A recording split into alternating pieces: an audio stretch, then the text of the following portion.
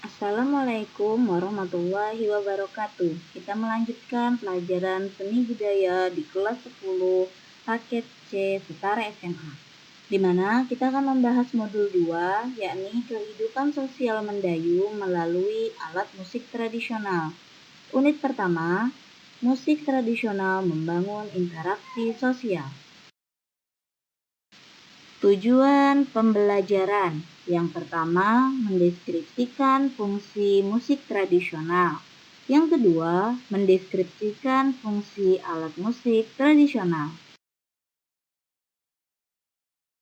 Fungsi musik tradisional. Pertama, sebagai sarana upacara adat budaya, biasanya digunakan untuk arak-arakan pengantin, peristiwa kelahiran maupun kematian. Ada juga biasanya di masyarakat Jawa, musik dok-dokting digunakan untuk mencari orang hilang karena disembunyikan makhluk gaib. Yang kedua, sebagai pengiring tarian, biasanya musik tradisional digunakan masyarakat untuk mengiringi tarian khas-khas daerah.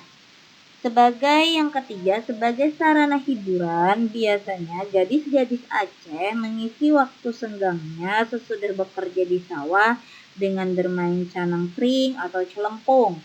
Ada juga sebagai sarana komunikasi. Di situ ada kentongan, beduk, dan lonceng, biasanya sebagai penanda.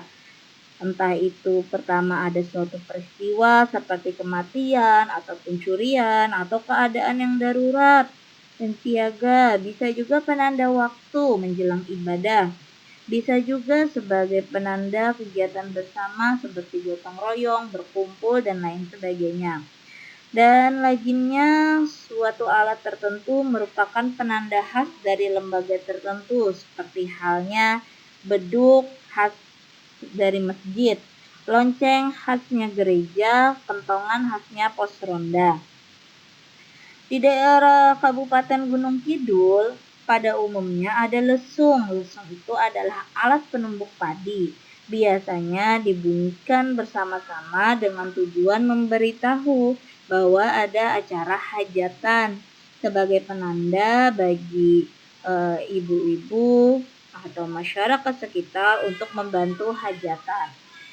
Yang kelima, sebagai sarana pengungkapan diri, puncaknya yakni di mana seseorang itu menjadi piawai dalam bermain musik, menjadi mahir dan ahli, bahkan bisa menjadi maestro. Kemudian sebagai sarana ekonomi, biasanya orang yang memainkan alat musik tradisional mendapatkan ucapan terima kasih dan juga honorarium berupa dari jasa dia bermain musik. Ketujuh, sebagai sarana pendidikan, di mana alat musik tradisional itu membantu dalam mempermudah menghafal dan mengasah syarat-syarat kecerdasan, sehingga pelajaran itu lebih mudah untuk dimengerti. Yang terakhir, yang kedelapan, sebagai sarana musikalisasi syair, di mana alat musik tradisional biasanya mengiringi pembacaan sebuah puisi.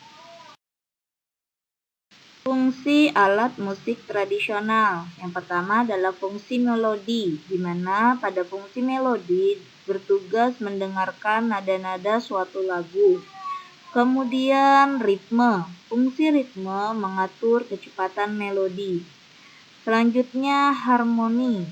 Harmoni berperan menyelaraskan beberapa unsur bunyi dalam satu kepaduan dengan cara melengkapi unsur bunyi dari kekhasannya. Sekian pertemuan hari ini. Terima kasih. Semoga bermanfaat. Wassalamualaikum warahmatullahi wabarakatuh.